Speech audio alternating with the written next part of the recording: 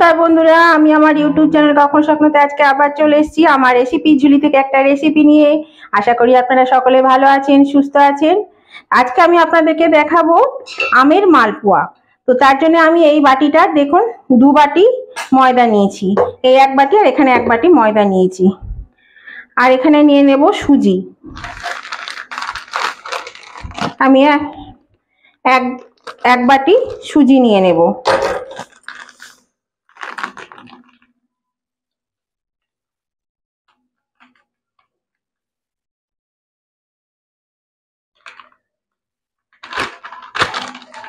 এখানে আমি এই 200 গ্রামের প্যাকেট এই সুজিটা আমি নিয়ে নিলাম। আর একটু আছে আমার, এটাও ঢেলে নিচ্ছি ওর মধ্যে।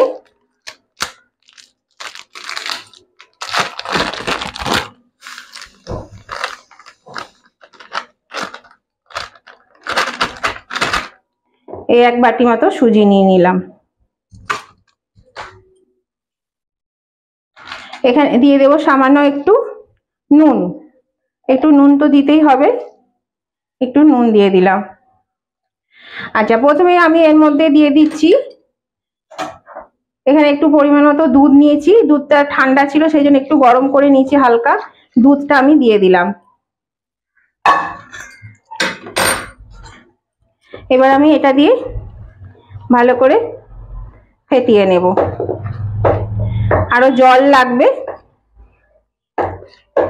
আমি জল দিয়ে দিচ্ছি। এই দেখুন আমার এটা ফোটানো হয়ে গেছে। এর মধ্যে আমি এই বাটির 1 বাটির একটু কম চিনি দিয়ে দিলাম। আর দিয়ে দিচ্ছি এখানে 3টে এলাচকে থেতো করে নিয়েছি, 3টে এলাচ আমি দিয়ে দিচ্ছি এর মধ্যে। দিয়ে এটা আমি ভালো করে আবার ঘেটে নিচ্ছি। এটা সুজি আছে সেই জন্য কিন্তু এই যেটুকু পাতলা হয়েছে এইটুকুন টেনে নেবে।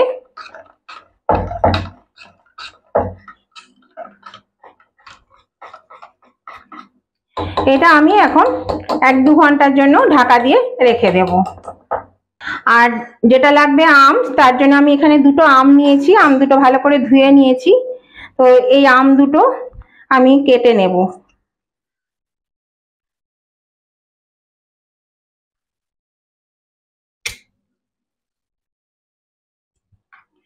এই আমের এই শাঁসটা বার করে নেব ভালো করে।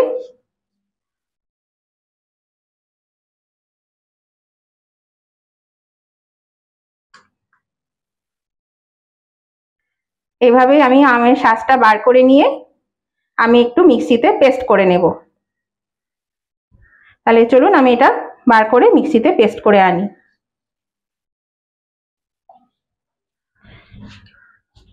এই দেখুন বন্ধুরা, আমি বার করে নিয়েছি। আমের কাঠটা এবার তৈরি করে নেব। এখানে আমি মিক্সিং জারটা নিয়ে নিয়েছি, এর মধ্যে দিয়ে দেব। একবার মিক্সিতে ঘুরিয়ে দিলে কিন্তু এটা পেস্ট হয়ে যাবে। খুবই তো নরম আম, তো খুব নরম, ওই জন্য একবার ঘোরালেই পেস্ট হয়ে যাবে।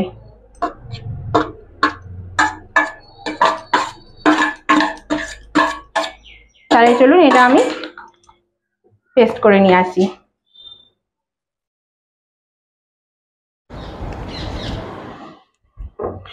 এই দেখুন বন্ধুরা, আমি 1 ঘন্টা নয়, প্রায় 2-3 ঘন্টা পরে আমি ফিরে এলাম। তো এর মধ্যে আমি এবার এই যে আমটা পেস্ট করে নিয়েছিলাম, আমটা দিয়ে দিচ্ছি।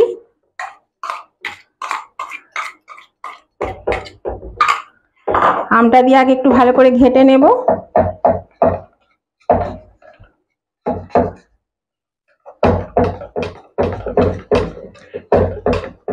এখন এটা খুব ভালো করে ঘেটে নিতে হবে যাতে আমটা পুরো সুজি আর ময়দার সঙ্গে মিশে যায়। আচ্ছা, এর মধ্যে এবার আমি দিচ্ছি, এখানে খানিকটা আমি নারকেল কোড়া নিয়েছি, কিশমিশ আর কাজু বাদামকে একটু থেতো করে গুঁড়ো গুঁড়ো করে নিয়েছি। এটা আমি এর মধ্যে দিয়ে দিচ্ছি।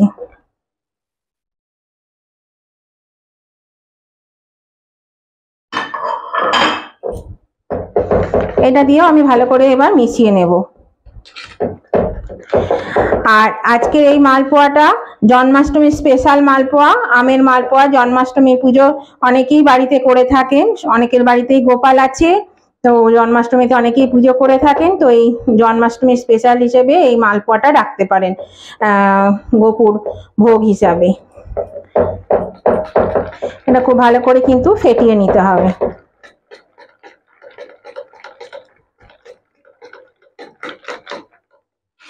এটা খুব ভালো করে মিশিয়ে নিলাম।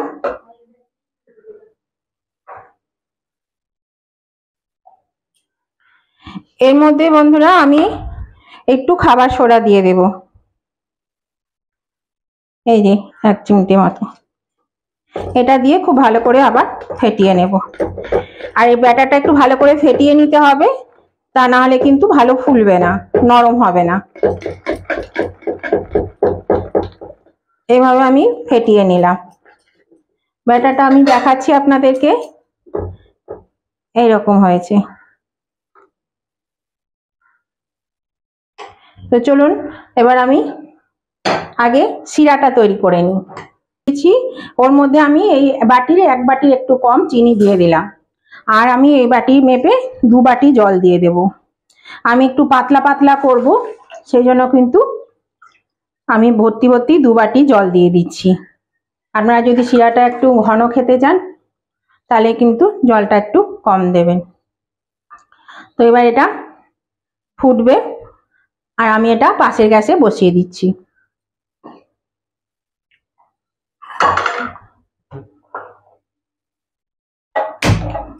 এটা পাশের গ্যাসে হতে থাক, আর এইখানে আমি কড়া বসিয়ে দিলাম। এখানে আমি তেল বসাবো।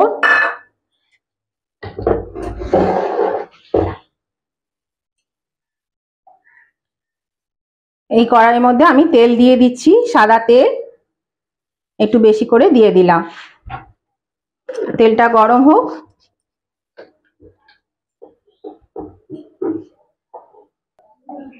এই দেখুন বন্ধুরা, তেলটা গরম হয়েছে। আমি কিন্তু একদম খুব মানে তাতিয়ে নেব না তেলটা, তাহলে কিন্তু সব পুড়ে যাবে। আমি এবার দিয়ে দিচ্ছি, আর আঁচটা আমি কমিয়ে দিচ্ছি।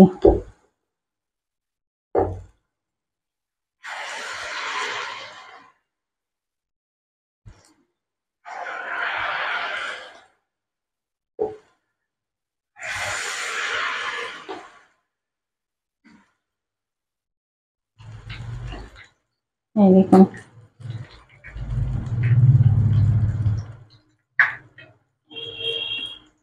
আমি একটু ওপরের দিকে তেলটা দিয়ে দিলাম। আর এর মধ্যে যে চিনিটা দিয়েছিলাম সেটা ঠিকই আছে, কারণ এটাও মিষ্টি, আমটা মিষ্টি, নারকোলটা মিষ্টি, আর চিনি দিয়েছি সেটা মিষ্টিতে একদম ঠিক হয়ে গেছে।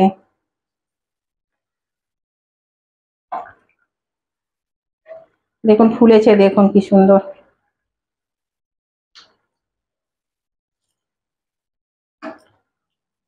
এটা অল্প আঁচে কিন্তু ভেজে নিতে হবে, বেশি আঁচে ভাজলে পরে পুড়ে যাবে, সেই জন্য কম আঁচে ভাজতে হবে।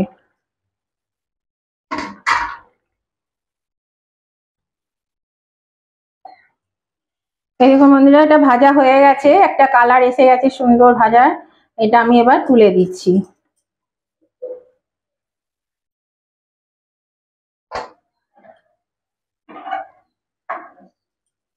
এগুলো তুলে দিচ্ছি, দেখুন হয়ে গেছে।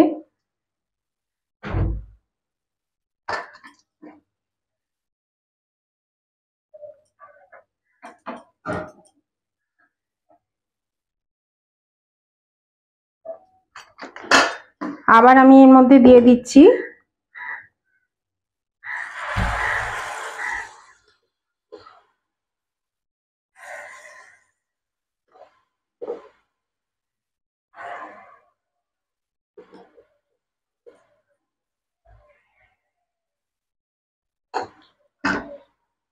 এর ওপর একটু তেল দিয়ে দিচ্ছি, তাহলে ওপরটা ভালো হবে। কড়াটা ছোট হয়ে গেছে, যার জন্য একটু লেগে লেগে যাচ্ছে, মানে কড়াটা একটু যদি বড় হতো তাহলে ভালো হতো। হ্যাঁ, কম করে দিলে অবশ্য হবে। তবে যা গরম না বন্ধুরা, এত গরমে বৃষ্টি হচ্ছে কিন্তু গরম যাচ্ছে না। এই গরমের মধ্যে রান্নাঘরে থাকতেই ভালো লাগছে না, প্রচন্ড গরম লাগছে। এটাও ভাজা হোক। এরকম উল্টে দিলাম।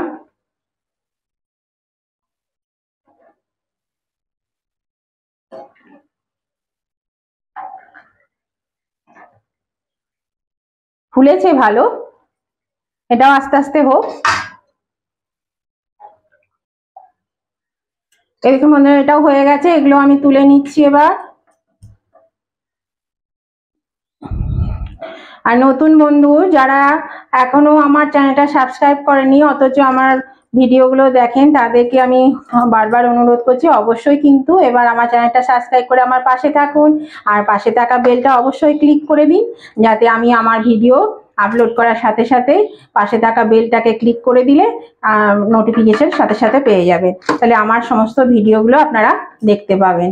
আর নতুন এবং পুরনো উভয় বন্ধুদেরকেই বলছি, আজকের এই রেসিপিটা যদি আপনাদের পছন্দ হয়ে থাকে তাহলে অবশ্যই কিন্তু লাইক করে দেবেন। আর আপনাদের বন্ধু বান্ধব আত্মীয় স্বজন সকলেই যাতে পেয়ে যায় তার জন্য কি করতে হবে, প্রচুর পরিমাণে শেয়ার করে দিতে হবে।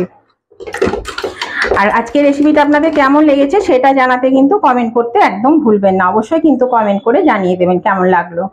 এই আম দিয়ে মালপোয়া জন্মাষ্টমী স্পেশাল, খুবই ভালো লাগে খেতে, অবশ্যই কিন্তু একবার করে খেয়ে দেখবেন, আমার মনে হয় আপনাদেরও ভালো লাগবে।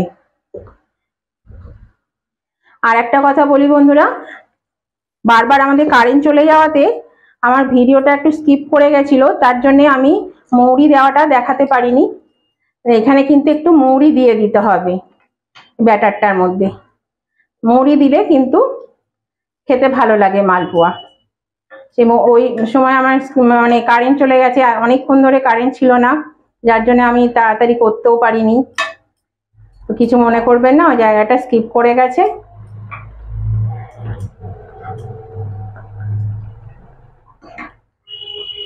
তাহলে আমি বাকি মালপোয়াগুলো কিন্তু এভাবে ভেজে নিচ্ছি। আর পাশের গ্যাসে আমার শিরাটা কিন্তু হয়ে এসেছে। এখন বন্ধুরা আমার সমস্ত ভাজা হয়ে গেছে, আমি সব ভেজে নিয়েছি। আর এটা আমি শুধু ভাজা রাখবো, এটা ভাজা খাওয়ার জন্য। আর এখান থেকে আমি কিছুটা রসে দেবো আর বাকিটুকু ভাজা রাখবো। ভাজাটা খেতে বেশি ভালো লাগে, আর রসেরটা অতটা খেতে ভালো লাগে না, ভালো লাগে। তো সেই জন্য আমি কিছুটা দেবো আর বাকিটা ভাজাই রেখে দেবো। এখানে দেখুন রসটা হয়ে গেছে, রসটা ফুটছে, আমি এটা রসে দিয়ে দিচ্ছি। কিছুটা রসে আমি দিয়ে দিচ্ছি।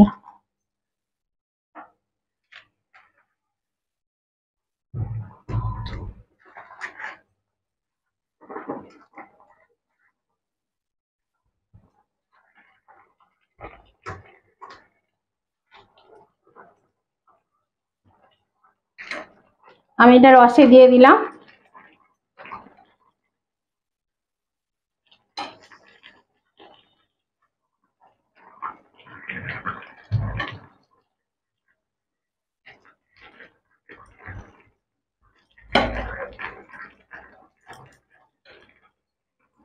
আরো দুটো দিয়ে দিই।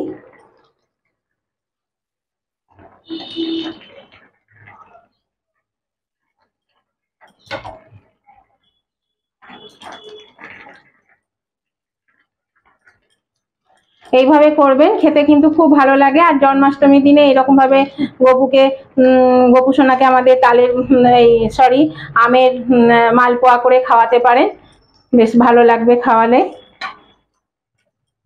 আমরা তো মালপোয়া করেই থাকি, তো ওইভাবে খাওয়াতে পারেন। এবার আমি গ্যাসটা অফ করে দিলাম। এটা একটু ঠান্ডা হতে দেব। এই দেখুন বন্ধুরা আমি রস থেকে তুলে নিয়েছি, আর এটা তো ভাজাটা দেখালাম, আর এটা কতটা সফট হয়েছে আমি দেখাচ্ছি আপনাদেরকে। সার্ভিং ডিশে তুলে নিয়েছি, তো দেখুন কতটা সফট হয়েছে। দেখুন দেখুন কতটা নরম হয়েছে, দেখুন এই যে খুবই নরম হয়েছে আর খুব খেতেও দারুণ টেস্টি হয়েছে। তো বন্ধুরা আপনারা এইভাবে করে খেয়ে দেখবেন, খেতে কিন্তু খুব ভালো লাগে।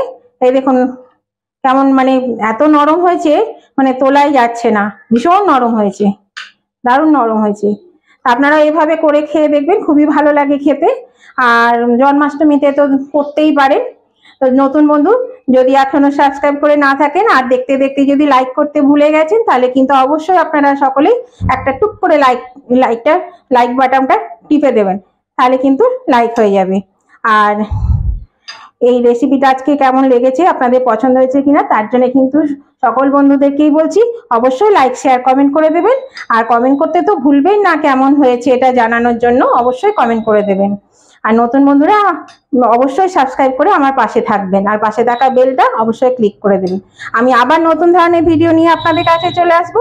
আজকের মতো আমি ভিডিওটা এখানেই শেষ করছি। Tata, bye bye.